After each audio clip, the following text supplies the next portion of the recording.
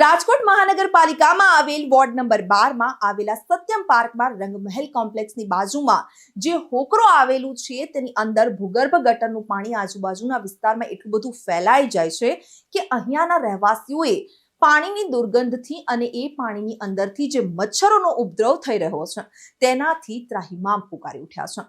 ત્યાંના રહેવાસી લોકોનું કહેવું છે કે આ ગંદકીના હિસાબે અહીંયા કચરાના પણ એટલા જ ઢગલા છે। તો એમનું એવું પણ કહેવું છે કે 4-5 મહિના પહેલા અહીંયા કમ્પ્લેન કરી હતી અને છતાં આનું કોઈ જ નિરાકરણ આવતું નથી।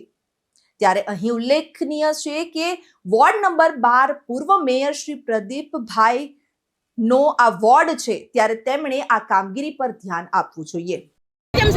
સત્યમ પાર્કની બાજુમાં રંગમહેલની વચ્ચે એક વોકરું છે। વોકરામાં એટલો કચરો ભરાઈ ગયેલો છે ને તો પાણીનો નિકાલ જ નથી ને ઉપરથી કોર્પોરેશન વાળા મંજૂરી ફ્લેટ વાળાને આપી દે છે કે ભૂગર્ભમાં પાણી નાખવાનું। ભૂગર્ભને બદલે એ બધું પાણી વોકરામાં આવે છે।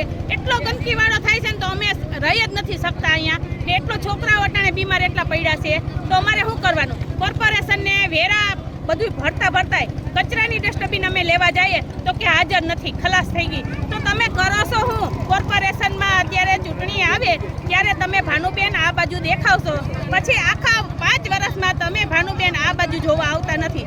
પણ એકવાર જોવો તો ખરા કે આ પબ્લિક કેવી હેરાન થાય છે।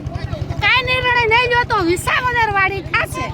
કેટલા મહિના પહેલા રજૂઆત કરી હતી? 5 મહિના પહેલા કમ્પ્લેન કરી આ રજૂઆત અમે વારંવાર કરીએ છીએ ને આજે મેં 3 વાર કોર્પોરેશનમાં ફોન કર્યો તો એ એમ કહે છે કે તમે ઓલાને ફોન કરો, ઓલાને ફોન કરી દે, ઓલાને કરો, પેલા કે સાફ સફાઈ વાળાને કરો। મેં કીધું ભાઈ અમારે ગટરનો પ્રોબ્લેમ છે, સાફ સફાઈ વાળાને અમે ફોન કરીએ તો અમારે શું ફોન કરવાના હોય? તમે ચૂંટાવા આવો છો જ્યારે ચૂંટણી હોય ત્યારે તો અમારે તમને ફોન કરીને બોલાવવાના હોય ભાઈ? તમારે તમારા વોર્ડમાં જોવા આવવાનું હોય। તમે કચરાનું કંઈક બેન કહેતા હતા? હા, કચરાની ડસ્ટબિન આવે છે છતાં આજુબાજુની સોસાયટી વાળા કચરો અહીંયા ફેંકવા આવે છે, એવું શું કામ આવે?